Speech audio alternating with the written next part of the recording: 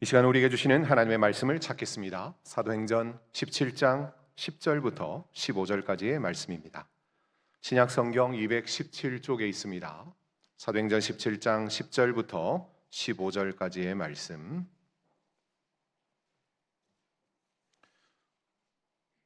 찾으신 말씀을 제가 읽어드리도록 하겠습니다.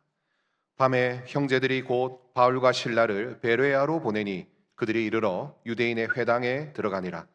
베레아에 있는 사람들은 데살로니가에 있는 사람들보다 더 너그러워서 간절한 마음으로 말씀을 받고 이것이 그러한가 하여 날마다 성경을 상고하므로 그 중에 믿는 사람이 많고 또 헬라의 귀부인과 남자가 적지 아니하나 데살로니가에 있는 유대인들은 바울이 하나님의 말씀을 베레아에서도 전하는 줄을 알고 거기도 가서 무리를 움직여 소동하게 하거늘 형제들이 곧 바울을 내보내어 바다까지 가게 하되 실라와 디모데는 아직 거기 머물더라. 바울을 인도하는 사람들이 그를 데리고 아덴까지 이르러 그에게서 실라와 디모데를 자기에게로 속히 오게 하라는 명령을 받고 떠나니라. 아멘. 의학 용어 중에 플라시보 효과라는 말이 있습니다. 아마 여러분 한 번쯤은 다 들어보셨을 겁니다. 우리나라 말로 번역을 한다면 위약 효과 혹은 기대 효과라고 그렇게 이야기할 수 있습니다. 실제로는 그 약 효과가 전혀 없는 가짜 약인데 환자가 이 약을 먹으면 낫는다라는 그 확실한 마음, 그 기대를 가지고 먹으면 그 병이 실제로 호전이 되는 그런 효과를 플라시보 효과라고 이야기합니다. 미국 의학계에 실제로 이런 보고가 있었습니다. 1950년대에 미국에 라이트라는 분이 있었습니다. 이분이 애석하게도 암에 걸렸습니다. 림프선 암이었는데 암덩어리가 몸 이곳저곳에 거의 테니스공만하게 그렇게 암덩어리가 뭉쳐져 있었습니다. 병원에서는 더 이상 손을 쓸 수 없다라고 참 암울한 진단을 내리게 되었습니다. 그러다가 이 환자가 어느덧 신문을 보는데 크레비오젠이라는 말의 혈청에서 나오는 그런 신약이 이 암에 효과가 있다라는 기사를 보게 되었습니다. 그래서 자기 담당 의에게 마지막 지푸라기라도 잡는 심정으로 이것이 효능이 있다고 하니까 저에게 주사를 내어 주십시오. 의사 선생님이 만류를 합니다. 아직 그 약이 다 검증되지 않았습니다. 효과가 있을 거라고 신문은 그렇게 이야기할지 모르지만 아직 모릅니다. 그래도 믿져야 본전 아니겠습니까? 주사를 꼭 놔 주십시오 라고 했습니다. 어떤 일이 벌어졌냐면 기적처럼 주사를 맞고 며칠 뒤에 그 암덩어리가 눈 놓듯 사라져버리고 말았습니다. 환자는 펄쩍 뛰면서 뛸 듯이 기뻤습니다. 건강하게 생활을 다시금 할 수 있었다고 합니다. 그런데 몇 달 뒤에 똑같이 신문에 청천벽력 같은 기사가 실리게 되었습니다. 그 암에 효과가 있다고 하는 크레비오젠이라는 이 치료제가 전혀 암에 효과가 없다라는 또 다른 반박 기사가 나왔기 때문입니다. 라이트 그 형제가 이 신문을 보고는 순식간에 절망에 빠지게 되었습니다. 거짓말처럼 암이 다시금 재발했다라고 합니다. 의사는 직감했습니다. 아, 이것은 약의 문제가 아니라 마음의 문제구나. 그래서 의사가 꾀를 내어서 환자에게 다가가서 이렇게 이야기합니다. 라이트 씨, 신문의 기사를 믿지 마십시오. 이번에 병원에 들어온 그 강력한 약 있지 않습니까? 슈퍼크레비오젠이라는 약이 있습니다. 그러면서 실제로 그 환자에게는 아무런 효과가 없는 증류수를 주사기로 놓아주었다고 합니다. 여러분 결과가 어떻게 되었을까요? 놀랍게도 다시금 건강을 회복했다라고 합니다. 암세포가 또 사라졌다라는 겁니다. 의학적으로는 도무지 설명될 수 없는 일인데 그런 일들이 실제로 의학계에 보고가 되었습니다. 사람의 마음가짐이라고 하는 것이 육체와 인생에 그 영향을 미치는 것이 얼마나 지대한가라고 하는 것을 이 플라시보 효과를 통해서도 우리는 간접적으로 알 수 있다라고 여겨집니다. 성경도 우리에게 그렇게 이야기합니다. 잠언 4장 23절 말씀에 보면 이런 말씀을 하죠. 무릇 지킬 만한 것보다 더욱 내 마음을 지키라. 생명의 근원이 이에서 남이니라. 육체의 질병도 마음 먹기에 따라 이렇게 달라지는데 하물며 영적인 세계는 어떻겠습니까? 우리의 마음을 어디에 두느냐, 어떤 마음을 우리 마음 가운데 두느냐에 따라서 우리의 육신뿐만 아니라 우리의 영혼까지도 왔다 갔다 할 수 있더라라는 것이죠. 오늘 사도 바울이요, 이곳 베레아 지역에서 복음을 전하기 전 데살로니가 지역에서 말씀을 전할 때였습니다. 유대인들이 이 복음 전하는 바울을 시기해서 불량배를 동원하여서 핍박을 하였습니다. 결국 바울이 더 이상 이 데살로니가 지역에서는 복음을 전할 수 없어서 그 옆 동네인 베레아라는 도시로 도망오듯 넘어오게 되었습니다. 그런데 이곳 베레아 사람들은 이 데살로니가 사람들하고는 많이 달랐습니다. 바울이 전한 복음은 데살로니가 지역에서나 이 베레아 지역에서나 똑같은 복음이었습니다. 그런데 공교롭게도 데살로니가 지역에 있는 사람들은 그 복음을 거부했는데 베레아 지역에 있는 수많은 사람들은 바울의 복음을 듣고 회개했다. 거기에는 고위층의 귀부인들도 있었고 남자들도 쏠쏠찮게 많았다라고 오늘 성경이 기록하고 있습니다. 과연 무엇의 차이입니까? 복음이 달랐습니까? 전하는 사람이 달랐습니까? 아닙니다. 사람들의 마음밭이 달랐다라고 이야기 드릴 수 있겠습니다. 마음의 자세가 달랐습니다. 말 그대로 말씀에 대한 품격이 달랐다, 그렇게 이야기 드릴 수 있겠습니다. 그래서 오늘 설교의 제목을 저는 말씀의 품격이라고 정해보았습니다. 그리고 내년도 표어가 여러분 앞에 보다시피 말씀을 강조하며 배움에서 확신까지 하나님의 말씀에 중점이 가 있습니다. 이 말씀은 우리가 어떻게 받아들여야 되는가? 오늘 말씀처럼 품격 있게 고상하게 우리가 말씀을 받아들여야 합니다. 여러분 오랜만에 귀 성화를 하셨죠? 아주 수준 높은 음악회를 우리 환희교회에서 처음으로 열었습니다. 우리가 이렇게 수준 높습니다. 앞으로 품격 있고 이렇게 하려고 합니다. 여러분 그런 것처럼 음악도 품격이 있는데 하나님의 말씀은 더 고귀하고 품격이 있습니다.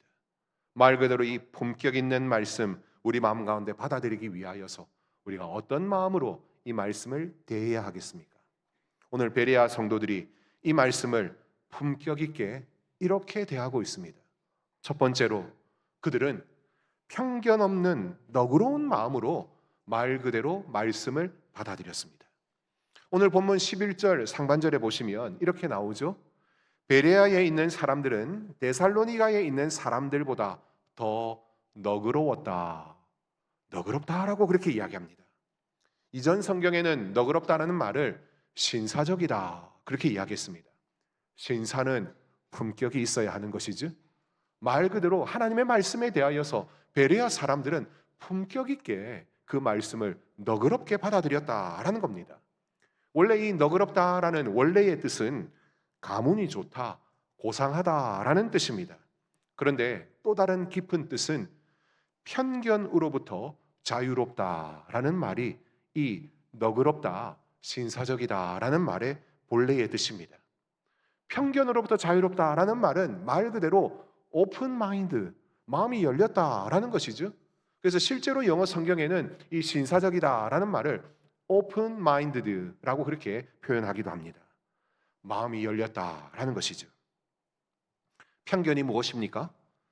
내가 가진 좁은 경험과 지식으로 전체를 함부로 판단하는 것, 그것이 편견이라는 정의입니다. 여러분 장님과 코끼리 이야기 다들 알고 계시죠? 눈이 먼 장님이 코끼리를 이렇게 묘사하고 있습니다.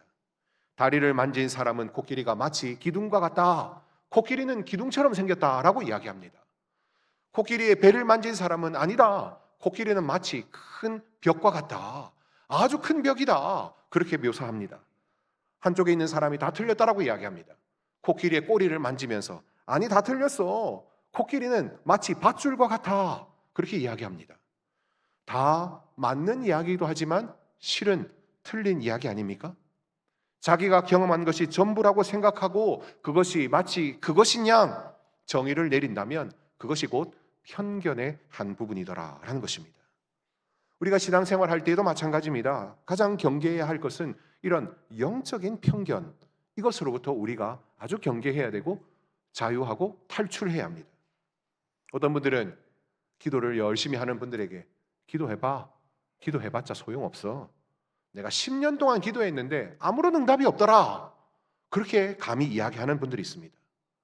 하나님, 우리 삶에 관심이 없는 분이야. 내가 정말로 하나님께 대한 관심을 안 가져놓고 하나님이 나에게 관심 없다 그러면서 믿음이 연약한 자들에게 기도하지 말라고, 그렇게 오래 기도해서 뭐 하냐고, 왜 기도하냐고 그렇게 이야기하는 사람들이 있습니다. 영적인 편견에 완전히 사로잡힌 분이시죠. 내 과거 안에 하나님을 가두어 놓는 것과 똑같습니다. 여러분, 하나님이 얼마나 크신 분입니까?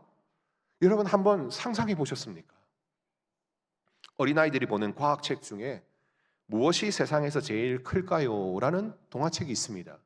우리 아이들에게 꼭 한번 읽혀주시기 바랍니다. 무엇이 세상에서 제일 클까요? 거기에 그렇게 이야기합니다. 지구상에서 가장 큰 동물은 흰 긴수염 고래라고 합니다.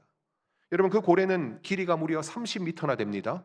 몸무게는 무려 150톤이라고 합니다. 코끼리보다 훨씬 크지요.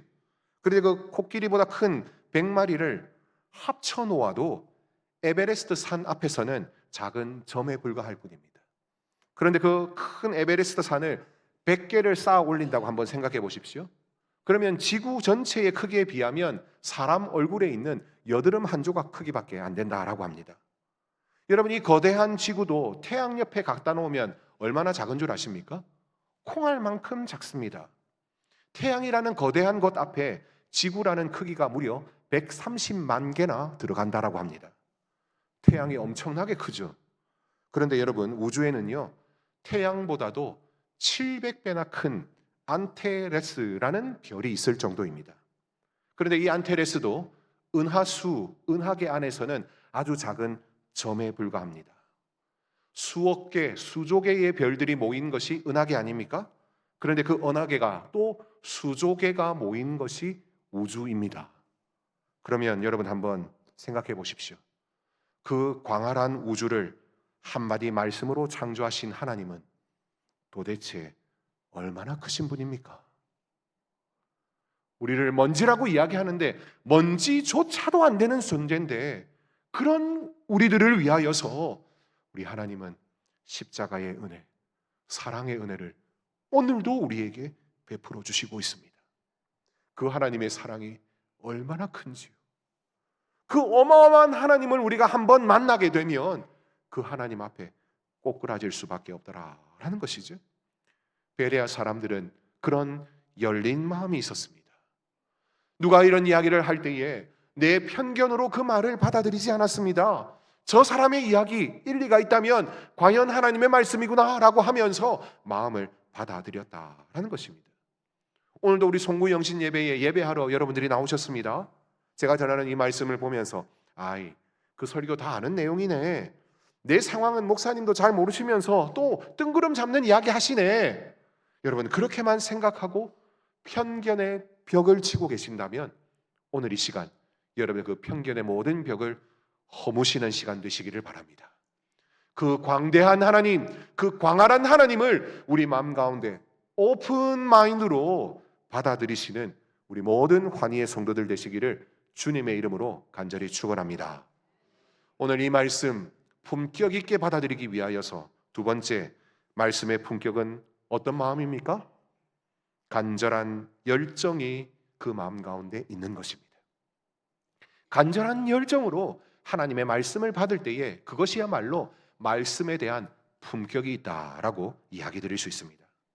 오늘 우리가 읽으신 11절의 말씀의 중간에 보면 베레아 사람들이 간절한 마음으로 말씀을 받았다 그렇게 이야기합니다. 여러분, 여기 간절하다라는 의미는 모든 열심을 다해서 앞으로 튀어나오듯이 그 말씀을 향하여 돌진했다, 그런 의미라고 할 수 있습니다. 영어로는 이렇게 이야기하죠. The great eagerness라고 이야기하는데 말 그대로 대단히 열정적인 바로 그 열심, 주님을 향한 그 열정이 불타는 것, 그것을 바로 이 간절한 마음이라고 표현하고 있더라라는 것입니다. 여러분, 세상에 성공한 사람들이요, 왜 성공했습니까? 딱 하나, 열정 때문입니다. 미지근한 사람의 태도로는요, 아무것도 성공할 수 없습니다. 내가 하고 있는 그 일에 대한 열정이 곧 성공으로 가더라는 것이죠. 말씀에 대한 품격도 마찬가지입니다. 내가 하나님의 말씀을 정말로 사모하느냐, 그 하나님을 정말로 사랑한다면 그 말씀에 대하여서 돌격하듯 나가는 마음들이 있어야 된다라는 것이죠. 현대 미술의 가장 거장이라고 할 수 있는 피카소, 그의 생애가 어땠습니까? 그는 이미 25살 때 남들이 일평생 그려도 다 그릴 수 없는 분량의 그림을 이미 그려놓았다고 합니다. 60세가 넘어서는요, 여기 보이는 냅킨 하나에 그림을 쓱쓱쓱 이렇게 그려도 그것이 집 한 채를 찰 정도로 그런 가격으로 그림이 팔릴 정도였다고 합니다. 그의 나이 91세에 세상을 떠나는 순간까지 그의 침대 밑에는 캠퍼스와 크레파스가 놓여져 있었다라고 진술되고 있습니다. 죽는 순간까지 식지 않는 그 열정, 그것이 그로 하여금 그림의 거장으로 만들었다라는 것이죠. 여러분, 신앙의 세계도 마찬가지입니다. 열정이 필요합니다. 우리 가운데 품격이라고 하면 우리는 점잖은 것을 생각하는데, 말씀에 있어서는 적어도 점잖은 것이 아니라 말씀을 향하여 돌격 앞으로, 그것이 품격이더라라는 것이죠. 야곱의 경우가 그랬습니다. 그가 비록 속이는 자로 살았지만 하나님에 대한 열정은 대단했습니다. 야복 강가에서 그의 환도뼈가 부러지는 그런 고통스러운 순간에도 절대로 놓치지 않고, 나에게 복을 주지 않으면, 하나님의 말씀으로 나를 새롭게 해주지 않으면 절대로 놓지 않겠습니다. 그 열정이 사기꾼 야곱에서 하나님의 얼굴을 뵌 이스라엘로 이름을 바꾸게 되었습니다. 저는 신약 성경에 열정하면 이 여인을 빼놓을 수 없다라고 여겨집니다. 마태복음 15장에 나오는 바로 가나안 여인입니다. 그 여인이 자기 딸을 위하여서 예수님께 찾아왔습니다. 그런데 예수님은 참 매정하게도 이렇게 이야기하셨죠. 자녀의 떡을 취하여 개들에게 던짐이 마땅하지 않다. 면전 앞에서 그 가나안 여인에게 개 취급을 했습니다. 자존심이 상할 대로 상할 만합니다. 여러분들, 부탁하러 갔는데 사람이 나를 인정하지도 않고 쳐다보지도 않고 개처럼 취급한다면 그 울분을 이겨낼 수가 있습니까? 근데 그 여인이 어떻게 합니까? 주님, 맞습니다. 개들도 주인의 상에서 떨어지는 부스러기를 먹습니다. 그러니 주님께서 내 믿음이 크도다, 내 소원대로 되기라.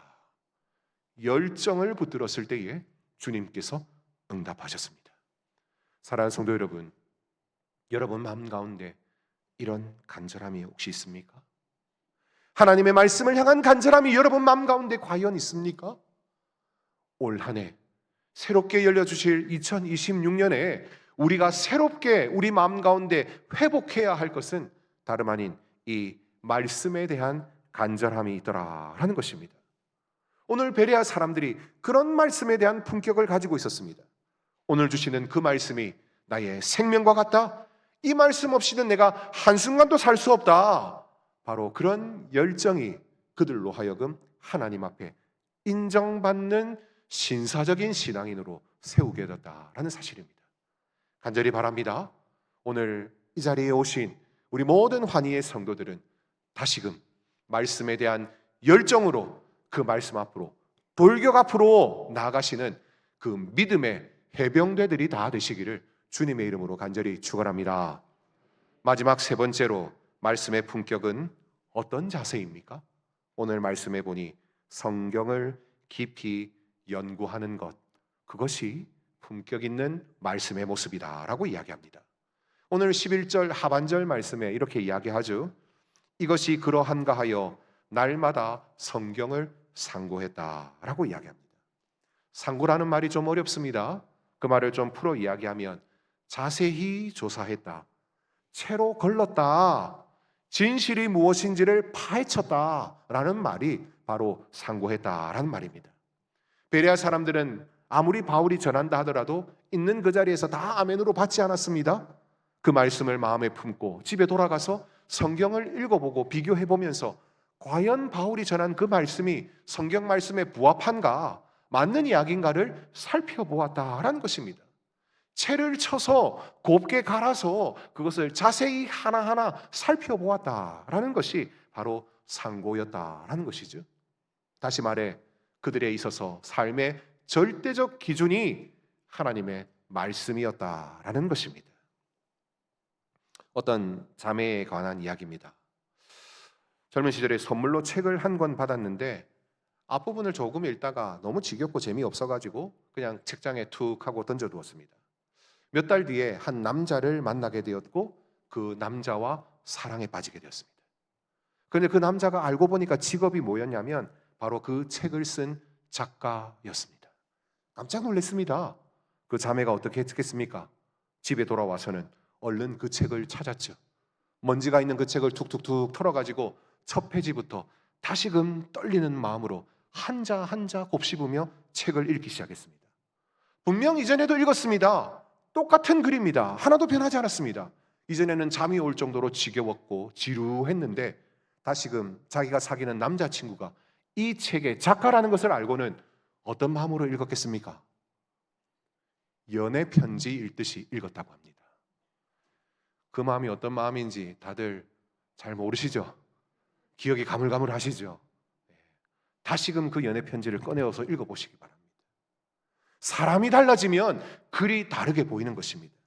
이전에는 지루했던 문장 하나하나가 사랑하는 사람의 목소리처럼 들렸다고 합니다. 너무 달콤하고 재밌어서 손에서 놓을 수가 없이 한밤에 그 책을 다 읽어버렸다고 합니다. 사랑하는 성도 여러분, 여러분에게 있어서는 성경이 어떤 책입니까? 과연 여러분 그 책이 지루한 책으로만 여러분에게 남아 있습니까? 아니면 그 책을 펼칠 때마다 가슴이 뛰고 한 문장 한 문장에 대하여서 곱씹어 보며 그 책을 읽을 때마다 새로운 맛을 느끼는 진정한 하나님과의 연애를 하고 계시는 분들이 여기 얼마나 계십니까? 한국교회의 성도들은 참 순수하고 열정이 있습니다. 그런데 한 가지 아쉬운 점이 있습니다. 목사님의 설교에만 너무 의존한다라는 것, 그것이 한 가지 아쉬운 점입니다. 물론 목사는 최선을 다하여서 말씀을 준비하고 연구하고 해야 합니다. 저 또한 최선을 다하여 여러분에게 말씀 전하기 위하여서 어떤 때는 밤을 새워가며 성경을 연구합니다. 그런데 제가 하는 노력, 이것만, 그래서 목사가 잘 요리해서 떠먹여주는 그 말씀만 먹으려고 하다 보니까 어떤 부작용이 있냐면 그 이단들이 와서 자그마한 성경 구절 몇 개를 엉터리로 해석하면 그것이 마치 새로운 복음인 양, 우리 목사님은 이런 이야기 안 하던데 성경에 이런 이야기가 있었어? 라고 하면서 쉽게 넘어가는 경향들이 있더라라는 것이죠. 숲을 보지 못하고 나무만 보도록 이 이단들이 미혹하는데 너무 많은 이 사람들이, 너무 많은 기독교인들이 넘어가고 있더라라는 것입니다. 내가 직접 읽고 내가 직접 묵상하는 힘을 여러분 길러야 합니다. 여러분 얼마나 요즘의 시대가 좋습니까? 여러분 손에 들어있는 스마트폰이 얼마나 좋습니까? 말씀을 읽을 때도요, 여러분 그 스마트폰에 읽어주는 성경 앱을 틀어서 그걸 들으면서 읽어보십시오. 눈으로 읽으면서 귀로 들으면서 오감으로 한번 읽어보십시오. 그 말씀의 맛이 얼마나 대단한지 모릅니다. 저는 새벽마다 기도가 끝난 다음 제 서재에 앉아서 말씀을 1시간 가까이 듣습니다. 그 말씀을 보면서 읽습니다. 읽을 때마다 참 답니다. 성경에 어떻게 이런 이야기가 있을까 한 번씩 깨닫고 감사하는 시간을 가집니다. 제가 한자에 대해서는 문외한이지만 이런 말이 있더라고요. 독서 백편 의자현이라는 말이 있습니다. 무슨 말인고 하니 아무리 어려운 책도 100번 읽으면 뜻이 통한다라는 말입니다. 성경이 아무리 어렵다 하더라도 여러분 나이 숫자에 맞게끔 성경을 한번 읽어보십시오. 뜻은 통하게 되어 있습니다. 그 뜻의 참맛을 깨닫는 날이 분명 오게 됩니다. 아무리 읽어도 잠만 와요. 하지만 성경은요, 살아있어 우리가 심령과 골수를 찔러 쪼개면서 우리의 마음을 완전히 바꾸어 놓는 능력 있는 말씀, 하나님의 말씀인 줄 믿습니다. 사랑하는 성도 여러분, 내년 한 해 우리 환희교회 성도들은 이 말씀에 집중하기를 소망합니다. 하나님의 말씀을 내 마음 가운데 배우고 그 말씀이 마음 가운데 확실하게 자리 잡을 때까지 그 말씀을 함께하며 말씀의 품격을 쌓아 나가려고 합니다.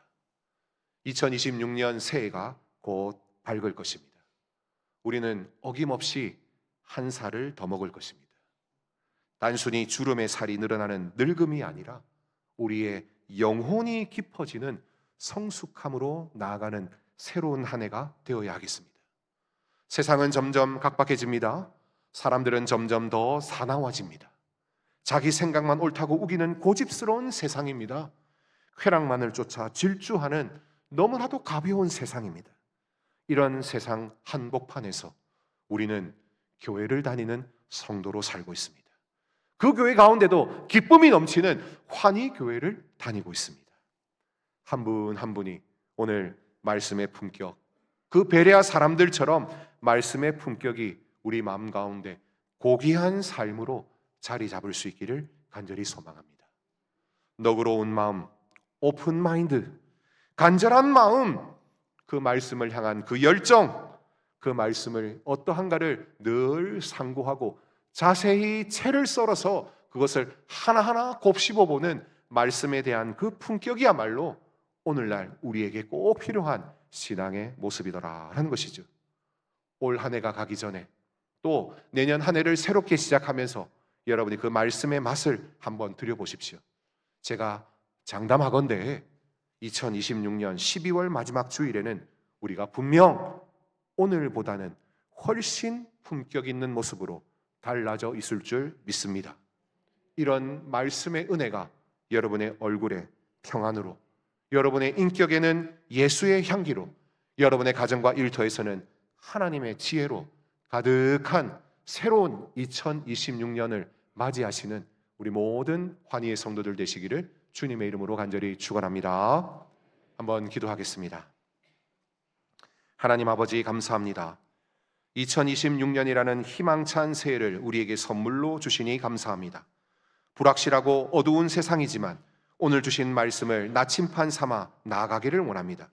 데살로니가 사람들처럼 시기하고 분노하며 편협하게 사는 것이 아니라 베레아 사람들처럼 더 너그럽고 품격 있는 성도가 되게 하여 주시옵소서.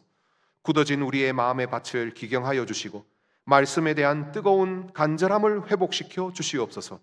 세상의 소리보다 하나님의 음성에 귀를 기울이며 날마다 말씀을 상고하여 진리 위에 굳게 서는 한 해가 되게 해 주시옵소서. 그리하여 2026년 연말에는 우리의 믿음이 한 뼘 더 자라가게 하시고 우리의 삶이 주님을 닮아가는 축복을 누리게 해 주시옵소서. 우리 구주 예수 그리스도 이름으로 간절히 기도하옵나이다. 아멘. 함께 찬송가 202장을 찬송하겠습니다.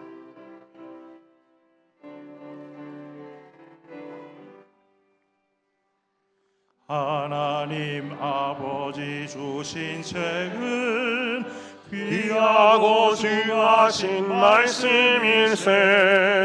기쁘고 반가운 말씀 중에 날 사랑한단 말 참 좋더라. 주께서